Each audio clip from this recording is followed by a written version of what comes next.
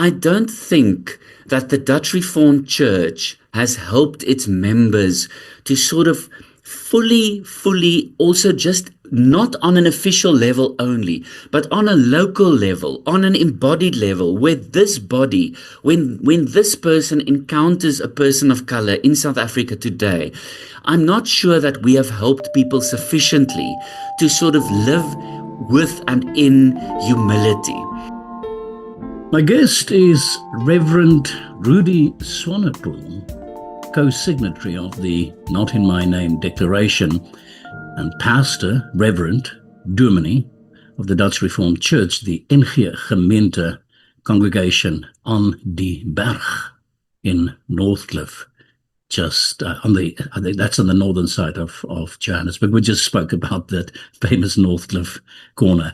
Welcome, Rudy. Thanks, Johan. Thank you for having me. The first thing that struck me this morning when I was preparing this interview is I was wondering whether it's appropriate to talk to a dominee, to a man of the cloth, about politics. And then the answer came to me because, as I remember correctly, if I interpret this correctly, Jesus was in fact a transformative figure, challenging oppressive systems and inspiring radical equality for all. So I think I'm right if I say I'm justified if I ask you political questions. Of course, Johan. I mean, that's a brilliant start because, when somebody like myself, when I try to express a certain concern or a certain opinion, I'm often told, but why do you obsess about politics and what's happening in the world? And to your point, I mean, I couldn't explain it better than you just did. There is an inseparable connection between the message of Christ and the world. It's always contextual. It's always from where we live that the message not only is heard, but where it takes root. So there's no other option to me. And I always find it a bit amusing, Johan, because from where I've looked at Afrikaans, let's call it for now, sort of Afrikaans politics over the past, say, 70, 80, 90 years, how can I put it? It's almost as if overt political engagement by clergy was sort of kept at bay. But the sort of, subtle, behind the scenes political engagement was very much there. So I mean, I'm a big fan of honesty. So if we can just be honest about what we have done in the name of God and through the institution of the church, I mean, that's a very good start because that's a liberating truth in itself. Do I take it that you did not grow up in a household, as is the one I grew up in, where we just avoided two topics, the church and politics? You didn't grow up in that kind of environment, I guess. Well, that's again a very good question because we did not avoid that topic. I thought you were going to say the two topics were politics and sex. All right, let's make it three topics then. Three topics. So I grew up in a house where, I mean, it was the sort of mid to late 70s, but I remember distinctly overhearing and, sort of in passing, just noticing that my parents were very much, albeit on a sort of informal level, engaged with what was happening around them and in the political world. But informally, my father didn't even go to university. He worked in the bank, so he ended up being a bank manager. After that, he did one or two other things. But I mean, they were average people, with average income, etc. But I remember hearing political conversations, and it's only afterwards that I realized, but some of those people my parents engaged with politically were in fact clergy. They were dominees visiting our house, etc. So no, I didn't grow up like you did then. I grew up with a strong political awareness in the house, and coincidentally, I mean, my father's political convictions leaned towards the right. I mean, I always say, and I don't even want to pass judgment on how I say this. I'm not ashamed and I'm not proud. It's just a fact. I Yeah. mean, my parents took me to the first meeting, the founding meeting, the creation of the Conservative Party in South Africa. Mhm. I Mhm. remember, waving my little vierkleur vlaggie there in the Yeah. Skilpotsaal in Pretoria. But my father, interestingly enough, I think he had a sort of a dichotomy in himself because some of his forefathers and mothers were South African Party loyalists. They were SAPA. Yeah. And my father himself had a strong and a very articulate admiration for Jan Smuts. My father used to spoke about this idea of, the coming together of nations, Yeah. uh, all that. But in his heart, he had very, very strong racial prejudice. Again, having said that, many of his clients in the bank, so he was, I mean, I'm talking historically, I'm not advertising any bank, but he was a bank manager for Barclays Bank, which was the more progressive, more inclusive almost bank Yeah. those days in South Africa. And some of his clients were Indian people, Indian business people in the towns that we used to live in. And I remember the very, very warm-hearted receptions we had in the homes of Indian people. Yeah. For example, so he wasn't rigid in the sense that, it was only white and Afrikaans. Yeah.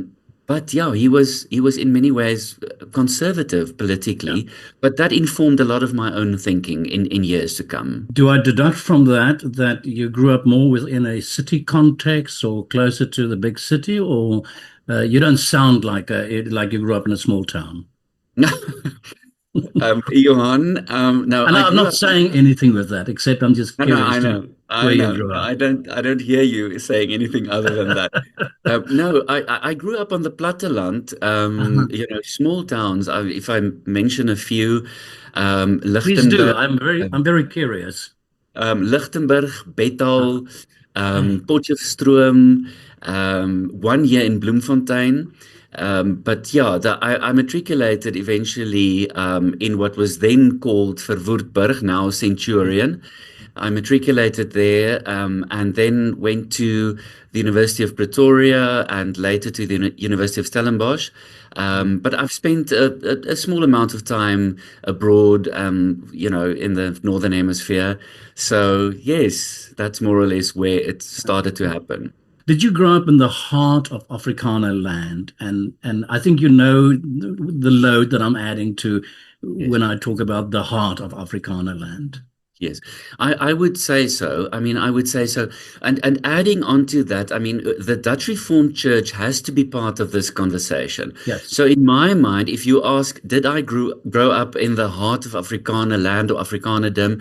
The answer is yes. And part of that package was indeed the Dutch Reformed Church. I mean, I Yeah. opened my eyes in the Dutch Reformed Church. I was baptized on the 21st of May, 1973 in the Dutch Reformed Church.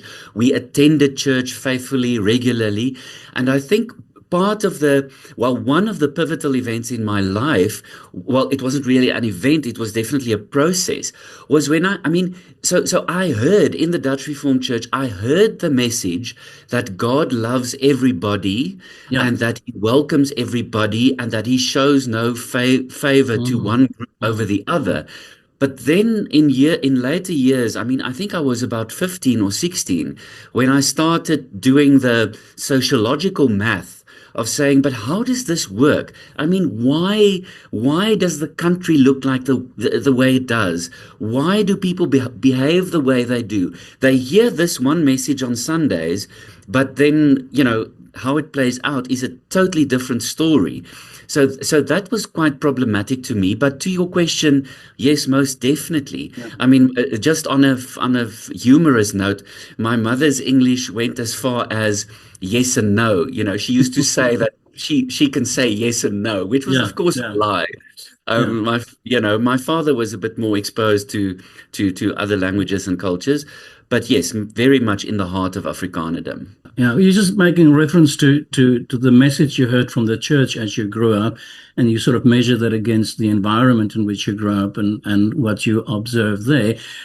I must say immediately, and I had this as one of the questions I want to put, but let's jump into it straight away. As I grew up in not strictly within the church, but I grew up with the message that said that we were in fact God's chosen people. Exactly. So let me ask this as a question to you, because I had it really lined up, and I've had this discussion a week or two ago with a very conservative Afrikaner. Is it does is that still so that there's a chunk of Afrikanerdom in South Africa that holds on to that idea that we are a special people chosen by God? Yeah. Johan, I think to a large degree, yes. I mean, that's something that would be very difficult to determine, to what degree we still hold on to that notion. But that idea of the Afrikaners being the chosen people of God. I mean, to this day, I'm telling, I don't want to say I'm telling you, but I want to share with also with you, Mhm. with the listeners and viewers, that I think unless we interrogate that strong association or affiliation, it's almost an over-identification with with God's people in the Old Testament. We need to interrogate that idea, if we are to make any progress in terms of not only our faith, but in terms of living in South Africa. And I mean, I think, well, I suspect that this conversation may go a bit later towards the US and US influence in South Africa.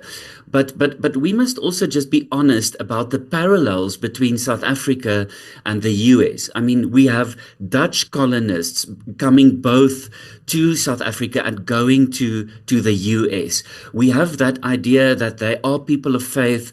They take the good news to wherever they're going. They are pioneers. Mhm. They flee from persecution in Europe, whether it's in France or in Holland or wherever. They flee and they go to these countries and they take the good news with them. I mean, in that, there is a sort of a baked in superiority, which is But isn't that deeply. more just a missionary thing, though? I mean, isn't that? I mean, I hear what you say, but I'm just wondering where it is because I mean, I distinctly grew up with, and I wrote it down for myself here so that I can actually quote it to you because I'm not such a learned man. I grew up with Genesis chapter 9, verse 25. Cursed be Canaan, servant of servants shall he be. And Mm, Leviticus chapter 1, verse 19, that says, You shall not let your cattle breed with a different kind. yeah, That's the morality with which I was brought up. totally, totally. And You then within that is baked in the idea of we are God's chosen people. And I remember distinctly as a young child, 13, 14, 15, in high school, having these discussions with, little groups of friends talking about these things and absolutely firmly believing the idea that we are here to civilize the then still not civilized. Absolutely, absolutely. There's no doubt that that was the case. Those were the narratives that we grew up with. I mean, now in the post-apartheid time, it's as if people don't really want to remember that, but but Yeah. but it's part of who we are. We heard that, we were taught that. I mean, I think we got it in, by drinking the water of South African soil. But you refer to the missionary idea. Now, of course, that's a very noble idea, a very Yeah. noble project. But we know, by looking back at what happened, that it was not always done in a sort of humble way. Like many places across the globe, colonization and so-called missionary work, it's sort of so enmeshed. Yeah. It's so intertwined, it's inseparable, and it's very Yeah. problematic. So those things need to be looked at, I think, honestly, and I think we need to say, what was the effect of all this? Because Yeah.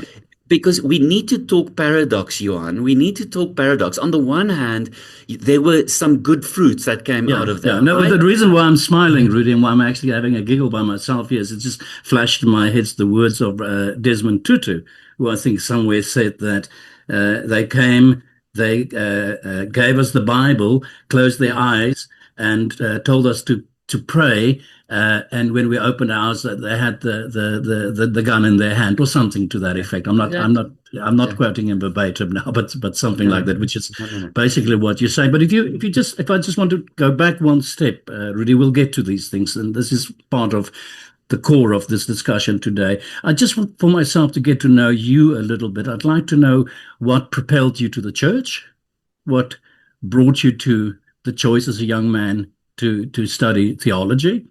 Just sketch that little bit of a background, because I also would like to find hear from you also, how did you learn about apartheid, not only experiencing apartheid, but let's bluntly call it the savage side of apartheid. So Right, just that, right. inform me a little bit about your own journey. Sure. Johan, at the age of about 12, 13, and that's quite personal, so I won't go into that. But at the age of about 12, 13, I really, really felt compelled to, let's put it like this, to live closer, or to move closer to God. So it was the end of primary school, and I had a very real and a very urgent need almost to rely on God for several things in Mhm. my life. But then I said earlier, there was a pivotal event, or a couple of processes almost that became pivotal. I remember one day in the Afrikaans class of Mrs. Barnard at Hoërskool Lichtenburg, and this was in 1988. And she called me afterwards to stay behind after the class was finished. And she said to me, I want you to do something. And I said, Ma'am, what would you like me to do? She said, go to the town library and take out all the works by Breitenbach and André P. Brink, and read that. Now, I was 15, 16 at the time. So, I mean, that was more than just a political education. It was also Fantastic, though. an education in matters of Yeah, the flesh, etc. yeah, And I found it absolutely riveting to read all that. And then yeah. my mind started working. And I mean, not that I have built the puzzle or that I have a picture, but it just started to sort of unsettle or disrupt many of these ideas and practices that I grew up with, and so that was really, really a major sort of event, that she said to me, go and take these books and read them. And I did that, and I found it absolutely riveting, to say the least. In then standard 9 or grade 11, I had to choose or start choosing a field of study or a career. I was very interested in journalism or in psychology, for a very um, crazy moment. I thought I could become a dentist, but that would have been a total disaster. So it was either psychology or journalism. But then again, I had another sort of major event in my life, in terms of my spirituality and my faith, and I experienced what one could call, a calling. So I started my theological training directly or straight after school. I at first at the University of Pretoria, but then in my fourth year, I had a crisis of faith. I had a very distinct and a very unsettling crisis of faith, because I said to myself, I cannot become a biblical scholar. Well, I can become that, but I can't be a teacher of people, which a dominee is to a large degree, believing the way I do, holding all these paradoxes and admitting doubt in my own heart, etc. I pursued a career in advertising for a few years. I was a copywriter in the My advertising goodness. industry, and I loved that. I mean, it was exhilarating and exciting, Yeah. and it was fantastic. But in that time, Karina and I, my wife and I, also got married. So she thought she was marrying an advertising guy, and in the third year of no, in the second year of our marriage, we drove one day. At that time, we were not church goers. We were not going to church regularly. And we drove between Cape Town and Stellenbosch. We were living outside of Cape Town at that time. And we were heading out to Stellenbosch. It was coincidentally a Sunday. And I was driving and she was sitting next to me. And I said to her, you know what, I need to tell you something. And she said, what is it? I said, I have to go back to university to complete my theological training. And she looked at me without any surprise, no hint of surprise. And she said to me, she knew this all along. It was bound to happen.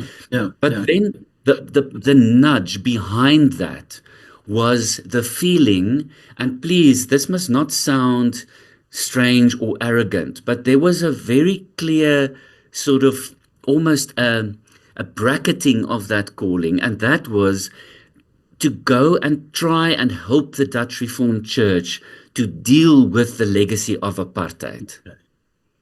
And then I went back to university, to Stellenbosch then, and I was very fortunate at that time between 2001 and 2003 to have absolutely wonderful lecturers, Professor Dirkie Smit. I mean, we still had lectures or guest lectures by Jaap de Rand. I want to go back to 1992 and 1993 quickly at Takkies, where we had a couple of lectures or modules by Johan Haynes. Now, Yeah. Johan Haynes had a massive influence on my thinking. I mean, his courage to speak out, and his courage to try and get our people to move is admirable beyond belief to this day. You talk about that teacher in Lichtenberg, I think you said, that told you to go and read Breitenbach and Andre P. Brunk, etc., etc. That must have created a massive explosion of new ideas in your head. And I could imagine then at least a more focused awareness of this thing called apartheid at a terribly young age. How did you deal with that then in your environment? How did you start perceiving and understanding the world in which you lived, the separate worlds in which you lived? Um, well, at first it was totally internalized and abstract. So Mm-hmm. it lived in my head, and I guess some of it lived in my heart as well. I mean, I think I sort of could imagine some of the injustice, in my heart, and I think.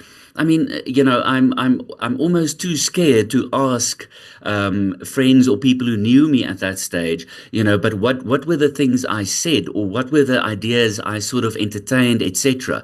It only came sort of a couple of years or several years after that when I had to be exposed through training as a young theological student to become a pastor, that I became exposed to the physical reality, to the lived realities of people of color in South Africa. I mean, part of our training in 1994 was to go to Lesotho. So we Mm-hmm. crossed the border into Lesotho. We stayed with people in their homes, with black people in their homes, and it was that exposure that brought what was in here, the sort of abstract injustice that made it real. So to Yeah. this day, if it wasn't for that actual physical in-person exposure, I'm not sure how these ideas would have fermented or not, Yeah. because you can read about and experience whatever skiing in the Alps, but unless you go and ski, you're not going to know anything about the actual thing. So it was only years after that, and in conversation with people, and I think part of my disposition after that became okay. Um, let me try to stay open-minded. Let me try to keep an open mind and open heart, and let me listen to the experiences of people. So yeah, I mean, that was really the thing. And to this day, I mean, I've got a couple of colleagues who are very, very good at exposing white people who still say that apartheid wasn't, a crime against humanity, or it wasn't such a big thing. I mean, in now, beginning of February 2026, we have people again saying, but apartheid wasn't as bad. My people were better off in that time, and then they're black. or whatever the case, or white people Yeah. quote black people as saying things like that. And obviously that's a very complicated topic. It's multi-layered, it's got many elements to it. But I Yeah. mean, if I look around me, the mere fact that all South Africans at this point in time have one of the basic human rights called freedom of movement, then I go, well, I really find it hard to miss the old days where people were literally forced to be in one area, Yeah. to be in a specific area by a specific time.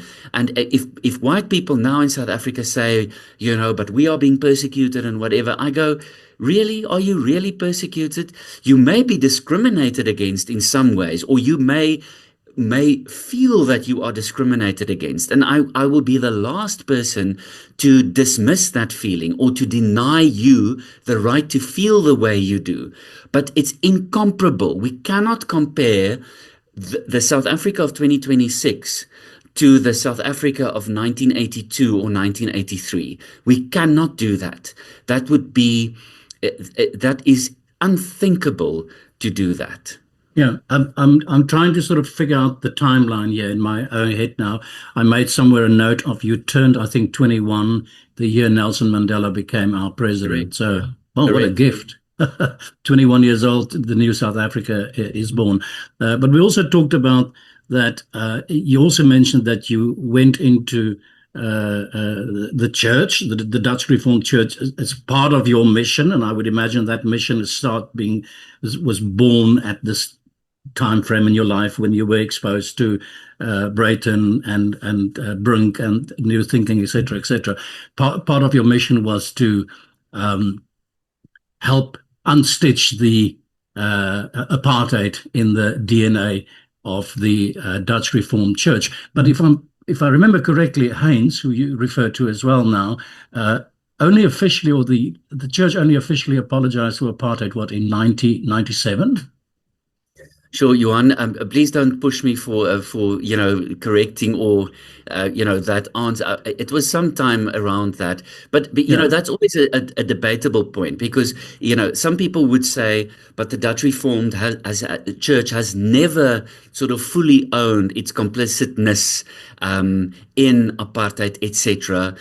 There were formal apologies. I mean, Willie Jonker famously, Johan Heinz, they apologized on behalf of the Dutch Reformed Church. I mean, there were official statements, but I'm not going to correct Yeah, or no, and I'm not challenging that. All I'm yes, yes, doing is yes, I'm just yes, making a point of the fact that in '97 yes, the official apology yes, came, as I understand it, and I'm trying to yes, figure out in what kind of environment did you find yourself when you entered the Dutch Reformed Church? Were yes. you part of the process of changing the mindsets of this church organization? Were No. you in fierce discussions with your colleagues? Well, I have been in a couple of fierce discussions, but I just hope in you terms of understand the what I'm trying to get to timeline. in terms of my question. Yes. So just in terms of the timeline, I mean, I officially entered the full-time ministry in the Dutch Reformed Church in January of 2004. So by that time, a lot of these things had already happened. But then, of course, I mean, it's interesting, but between 2004, say, and where we are now, there has also been, sorry, my dog is barking outside. There has also been this almost resurgence of white Afrikaner pride, etc. So, and I mean, I say this when I criticize the Dutch Reformed Church, I always do it with a fierce loyalty and a very sincere love towards this denomination. But so here's the criticism. I don't think that the Dutch Reformed Church has helped its members to sort of fully also just not on an official level only, but on a local level, on an embodied level, where this body, when this person encounters a person of color in South Africa today, I'm not sure that we have helped people sufficiently to sort of live with and in humility. Johan, I'm going to tell you a story about, I guess this was about sometime in COVID or just before COVID. I had a conversation with a very, very dear black friend. And our friendship reached the point where we could drop the niceties and the platitudes, and where we could really have difficult and honest conversations. And one Yeah. day we were having coffee, and we were sitting at a normal sort of table, of normal height, and he said to me, "Rudy, I want to stop you. I want to tell you something." And we were having a discussion about the Dutch Reformed Church. And he said, if the church was a person, I would like to urge you to just lower yourself a bit. Hmm. Hmm. And that remark stuck with me. And I realized, but I'm not aware of my posture in the world. And so too is the Explain to me, church. what exactly did he mean with that? I'm not. He meant just don't be as big and As, self-assured as you are. uh, Just be a bit more humble. And I mulled over that comment a lot. I really sort of um uh, I dwelled on it for some time. What did he mean? And in time to come, I realized that he meant just be a bit more, just be a bit less arrogant. You mhm. know, and some people call this whiteness. The sort of unconscious posture that we have in the world.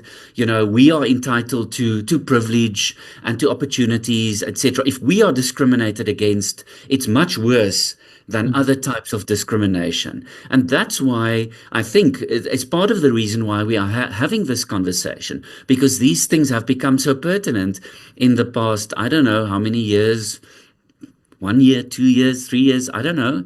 But it has become so relevant again. The whole idea that white people deserve special treatment, or it's whatever it may be.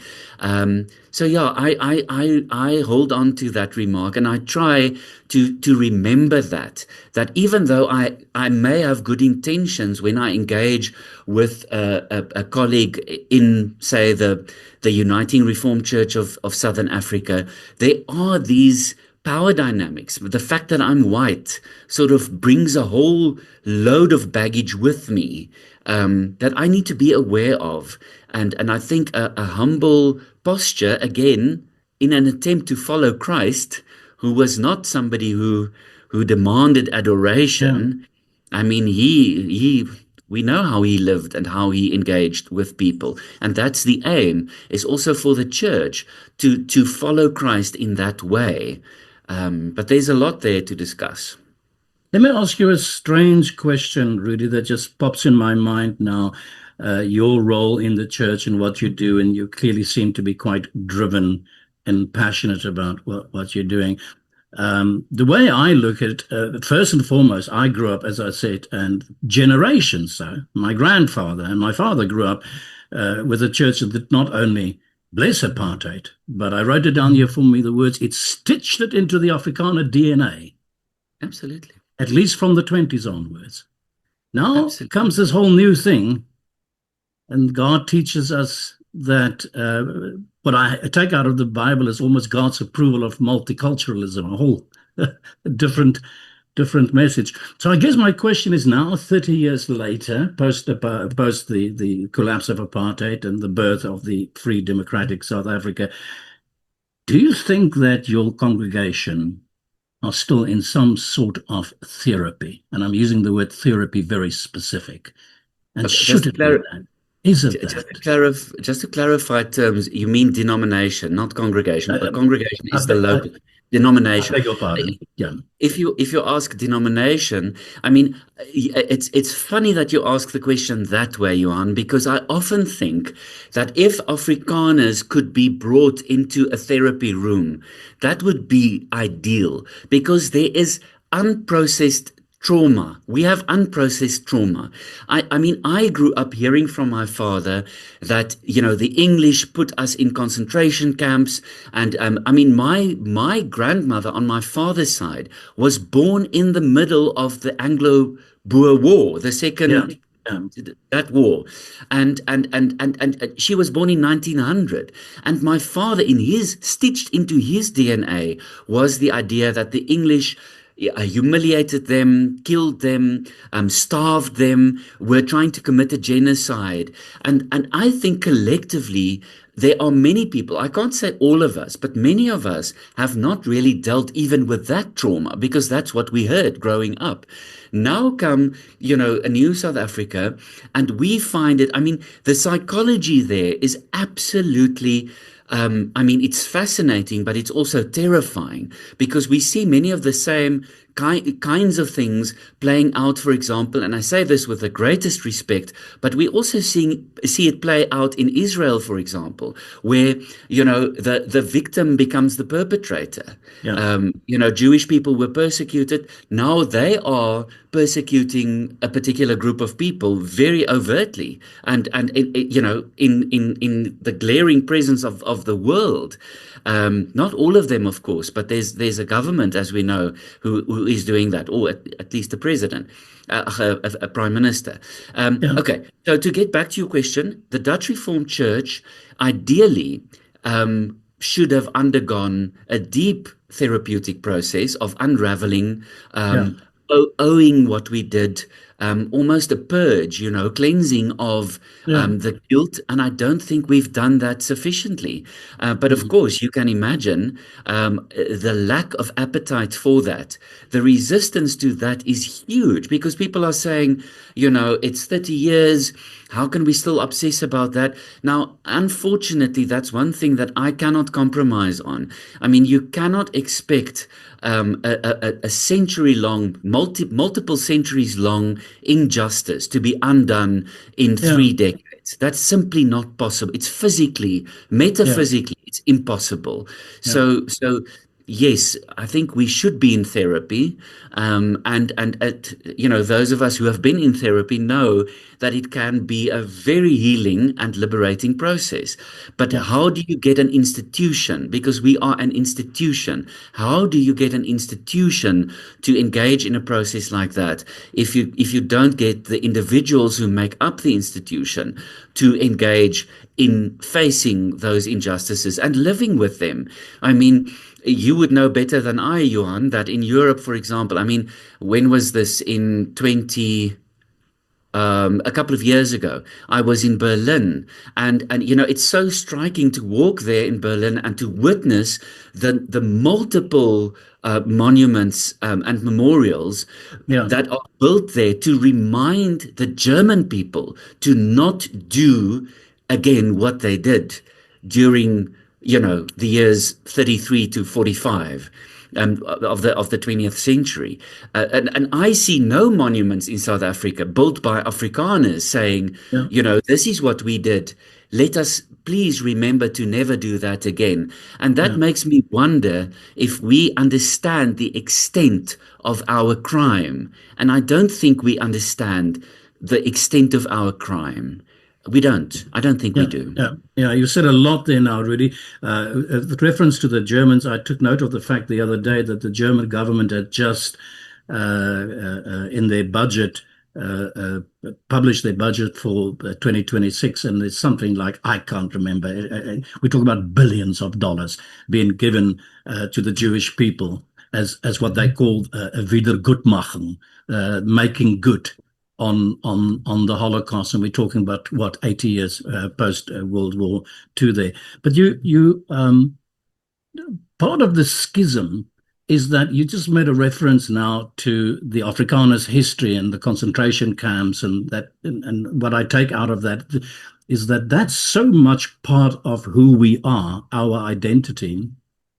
Why then is it so that if we can still, if that is, it is part of who we are as Afrikaners to refer back, to feel back, to be in that pathos with our history. Why do we deny that then to black people and deny them their right to want to, or to at least claim their right to live out their identity, that of which a massive parcel of it is formed by 400 years of colonialism and 50 years of pretty hardcore apartheid? Yes, I have absolutely no idea, Johan. I have no idea.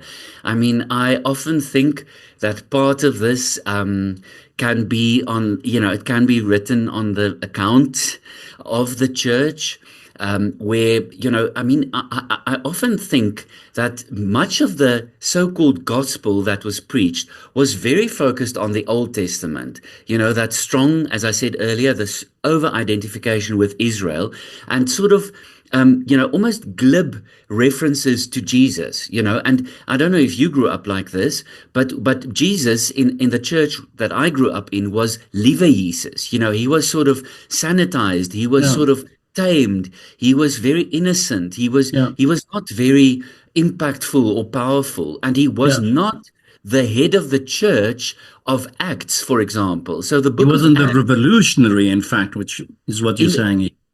He was not the revolutionary that he was. I mean, there are many good arguments to be made to say that Jesus was a almost like a social democrat, right? He allowed for people to speak freely and to have a voice, but he was a socialist at heart. I mean, the first believers in Acts, they sold their possessions, they divided the whatever they got from selling that, and they cared for people. So there was a deep compassion there. So to your question or your remark, I mean, we should be people known for our compassion. We should be able to identify with people who are oppressed, like the people, for example, of Palestine. We should be the first ones to speak out. People often ask me, why are you so vocal about the Palestinian oppression or occupation? And I go, well, firstly, it's the land, it's the historical land of the Bible.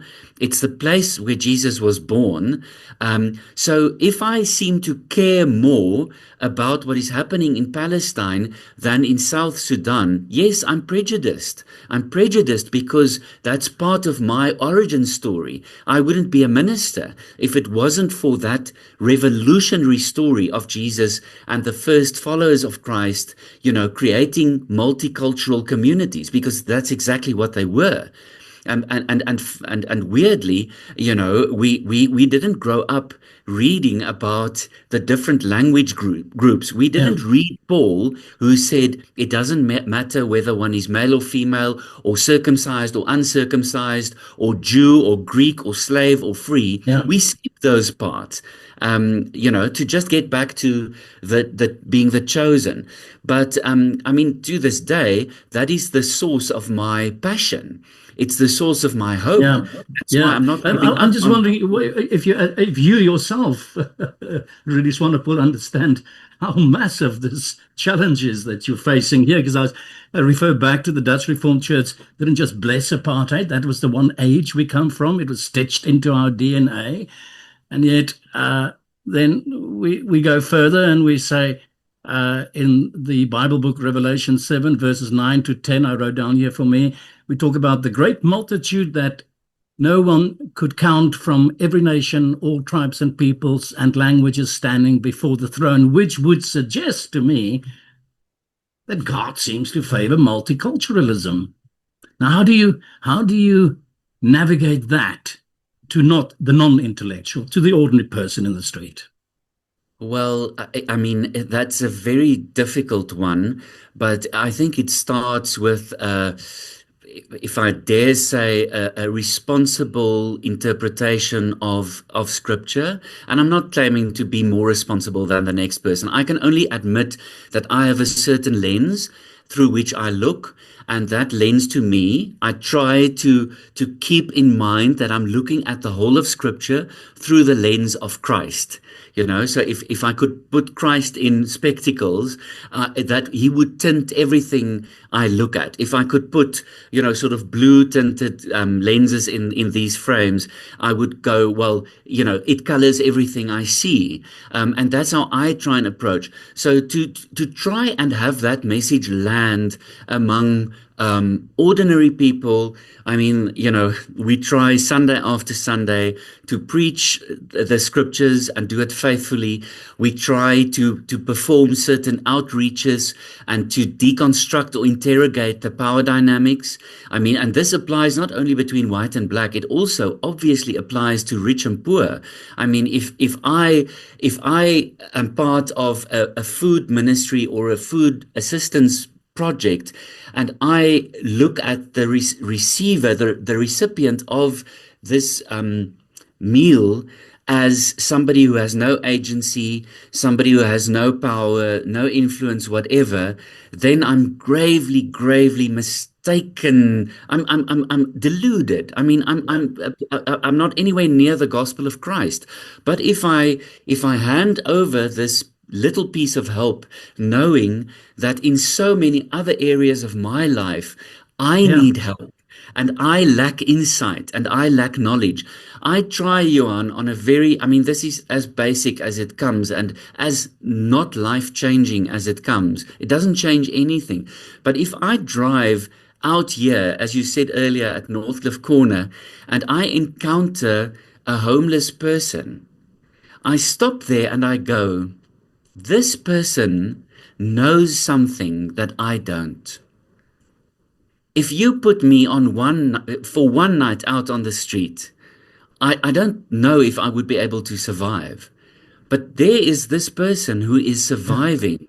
yeah, So he knows things that have no clue of or about. So I mean, I think on a very basic level, we try and preach the gospel. We try and perform certain tasks in a certain way. And I mean, I often think of Hebrews 11. All those heroes of faith, who many of them didn't experience the promised land. They lived in a world that didn't exist. yeah. And to me, that's what a believer or a follower of Christ is to a large degree. We know what the end is going to be. And thank you for quoting Revelation 7:9, because that's exactly the picture. So we know what the end is like, and we need to work back from that. And we need to work for that world where every person is free and where every person has agency and where every person has dignity.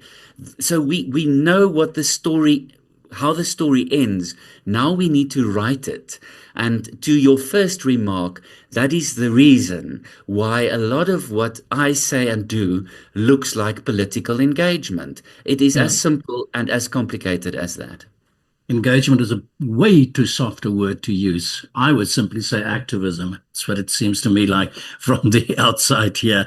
But okay, now with that cynical smile on my face, I said it. We've gone through this evolution. And in 1994, we declared ourselves a multicultural democracy, and here we are, 30 years later. On a scale of 1 to 10, Rudy, how successful have we been in creating that multicultural ideal amidst all this Um, noise of the moment? who is we? South Africa in its broadest. So the political system, the dream of, the ideal of, the promise of, the mechanics in which we've I created think this new South Africa. I think there are so many pockets where you can gauge that, where you can answer that question. I mean, if I look at some secondary schools or high schools in South Africa, I go, I give it a 2 out of 10. We failed dismally. But if I look at other schools, I go, well, maybe it's an 8 or a 9. You can now imagine in Would my those work. other schools, sorry for interrupting now, but would those other schools be private schools? Well, some of them are most definitely. I mean, you can imagine in my work, I get asked to speak at different schools, for example, to lead their assembly, and I think it was sometime last year. I think it was the beginning of last year.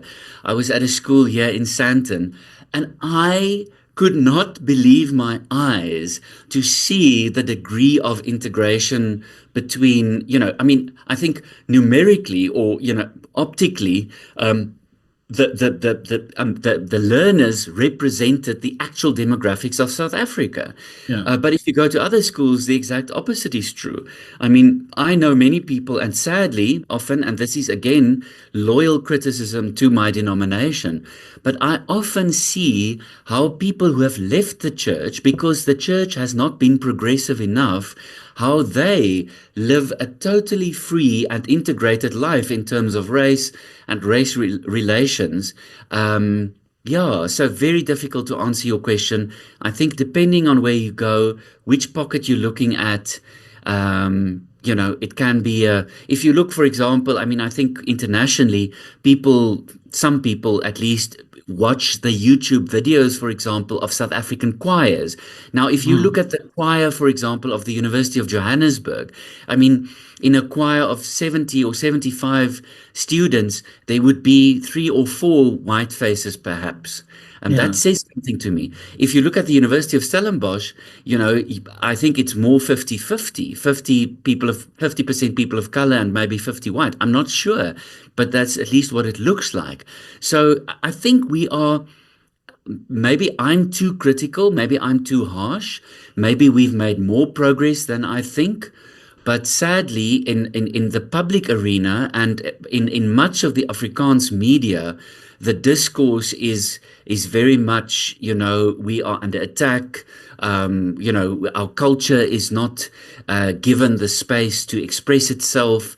We are persecuted. And I really, really find that very sad and very troubling. It is simply not true that young white people cannot study at established universities. It's not true. I mean, in the end of last year, and maybe I'm running out of breath here because my throat is a bit sore, so maybe I will start concluding.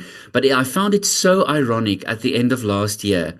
I mean, I'm quite active on social media because I think that we need divergent voices on social media. I think we really need that.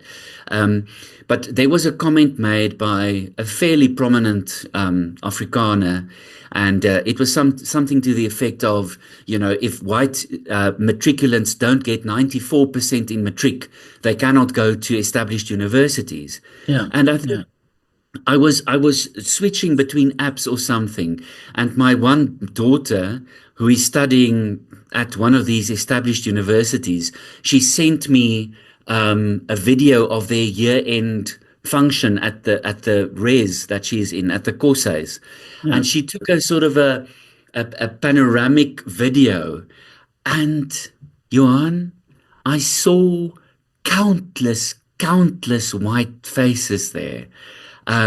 So I'm not saying, een swalkie maak 'n somer, one swallow, makes. I'm not saying that. It is problematic. Many Yeah. people across the board, across all demographics, many people who want to study cannot get access to tertiary education. And that's one of the challenges we have in South Africa.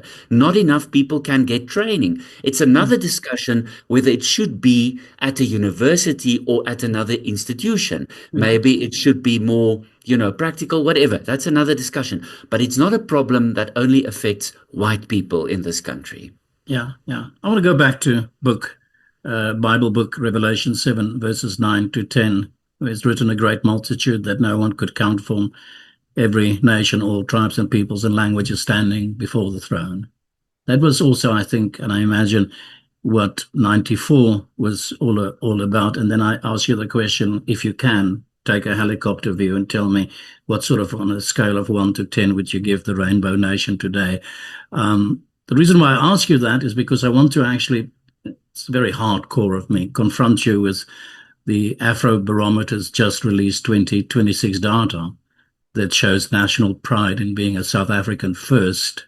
In other words, support for the Rainbow Nation has crashed from 70% back in 2011 to a grim 16% in 2025. That's a poll released, I think, on the 6th of January, a few days ago. That's a 54-point drop for those that said we believe in the ideas of, we call ourselves first and foremost South Africans and then Afrikaners or Zulu or Xhosa, whatever the case might be. That means that there's only 16% according to this Afrobarometer's poll, that prioritize national identity over the ethnic identity, which I cannot but conclude to say puts us in a very difficult situation at the moment. I remember back in 1994, because I was here when South Africa became a free nation, I remember how we were celebrated around the world. Mm. How, in fact, the Afrikaner was celebrated for Mm. having given up the power and make a deal with the majority of South Africa. So I don't know what question I should ask you, but just, reflect with me on that. The question that comes to mind, of course, is that situation, is that all the result of this horribly bad, corrupt government that we've got? And boy, oh boy, everybody is nailing that government, and you get kudos for nailing that government, and we can keep on nailing that government. Or is it the failure of the construct, the idea of? Is it only corruption? Only because we hate the ANC? Only because they're so bad? Or is there Johan, I think it's unbearably multi-layered again. I think there are so many layers to this. If just in terms of your framing, if that first poll was done, or that poll of 70 odd percent was done in 2011, I'm asking you, what was the impact? Absolutely. What was the impact in 2011 of algorithms and AI? There was a minimal impact back in 2011. We are 15 years on, and in the past 2 to 3 years, the impact of the flow of information has been immense. It has been immeasurable. So, and that's one of the thorns in my flesh, is how information flows globally, ideologically speaking. So in other words, and I said, I'm running out of breath. And so now I'm really running out of breath. We must come to an end, please. I've got a bit of a time cap on this. Johan, so if we take, for example, let's call it identity politics from the US. Now, certain narratives are pushed, whether blatantly or incidentally or whatever. They are pushed from the US, and they are pushed out globally. They will resonate with the people who are receptive to those ideas. And I am very concerned about this phenomena where information flows and it lands in the minds and hearts of people who have a certain feeling. We are living in the age of rage, right? Right. Last year's Oxford Dictionary word of the year was rage bait. So we are not able anymore, to a large degree, to stay in a calculated, regulated state where we are able to have a discussion. You may disagree with me, may disagree with you, I may challenge a remark that you make, you challenge a remark. We don't raise our voices, we don't, nobody leaves the conversation or cancels the other person. But now we're living in an age of rage, and we know who are some of the actors who sort of propagate this kind of public engagement. And I have a suspicion that part of the multi-layeredness of the phenomena of people drawing back into identity politics, into tribalism, I think a lot of that has to do with the way information flows and the way certain bits of information are propagated, whatever, however that works, whether it's by design or whether it's by accident, I'm not sure. I don't know if anybody knows, but that is a factor I think that we need to take into account. Are you saying to me there, Rudy, that you are questioning, you're skeptical about the Afrobarometer's findings? Is that what you're saying to me? Not necessarily at all. Okay. You're running out of time, and because you're running out of time, I'm going to just jump through a couple of questions very quickly, short answers if we can. Is there a silent majority amongst Afrikaners that is not heard? I think you know exactly what I'm asking you now. Because the noise we hear the drum beating that we hear is really AfroSoul, AfriForum, Lex Libertas, Ernst Roots, and it goes extremely far to balkanization, breaking it all up, failure, etc., etc. So, is there a silent majority? And if there is that silent majority, I want to run through just a couple of yes/no questions with you. You agree? Are you saying to me there is a silent majority that we don't hear I think so, yes. with regard to the Afrikaner? I think so, yes. Okay, overwhelmed by the massive successful use of social media by the other side, in inverted commas. I think so, yes. I have a strong suspicion that some key ideas promoted by certain organizations really land. I mean, if you play into people's fear, the fear of getting an opportunity, the fear, the unbearably fragile thing of personal safety, the Yeah, safety of me and my family, my vulnerable, well, we are all equally vulnerable, but the people entrusted to my home, etc., etc. I mean, if you play into that, you have a bit of an audience. So, yeah, the answer is yes. yeah. But you're also saying to me is the time that we are in an age where there's no more space for thoughtful conversation, for objective reason. That's I what fear. you're saying at the same time to me. If there's a silent majority, and I can go through the yes no list with you, and I promise I know you don't have time, I'm going to make it as short as what I can. A yes or a no to the question that there is, I think, in terms of how the majority looks at the question, there is no alternative to the Rainbow Nation in South Africa. Yes or no? No, there is not an alternative to the Rainbow Nation. Um, I don't think so. That the Afrikaner is not a persecuted people. Yes or no? The Afrikaner may experience discrimination, but we're not persecuted. That the Afrikaner is still part of the privileged class. Yes or no? To a large degree, I think the Afrikaner is still part of the privileged class. Um, the group of people that I care about the most is the people, the Afrikaans people, sort of. Who feel that they don't have opportunities, who are used to a certain standard of living, but need to make compromises. I really feel for them. I feel for them.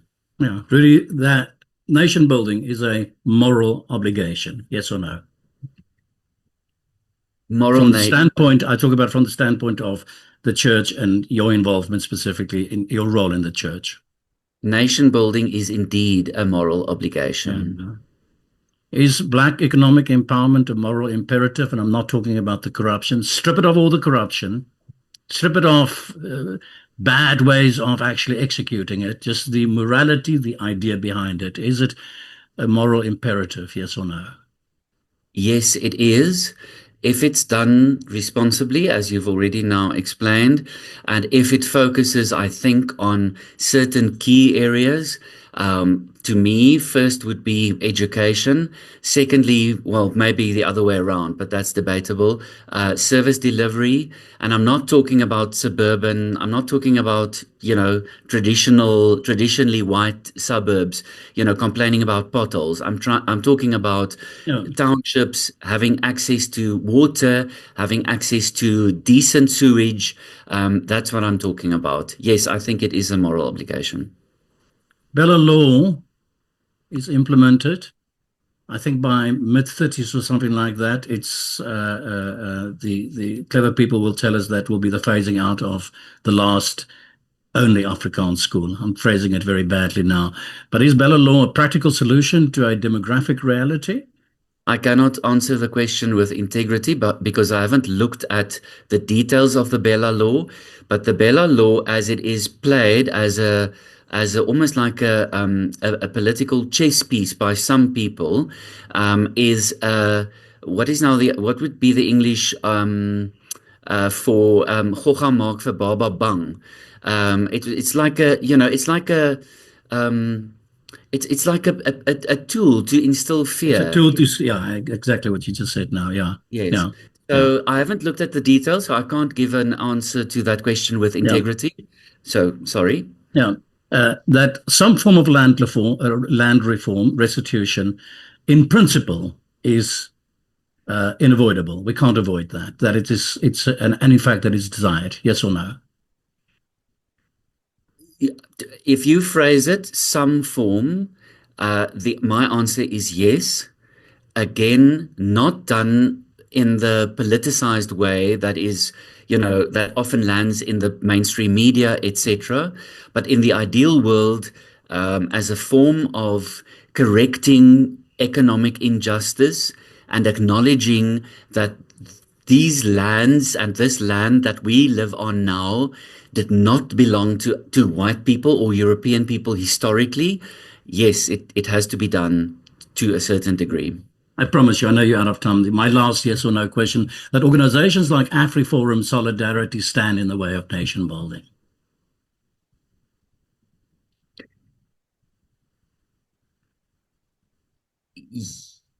Yes, but they don't understand the tremendous influence they can have if nuance is added to many of their ideas and practices and concerns.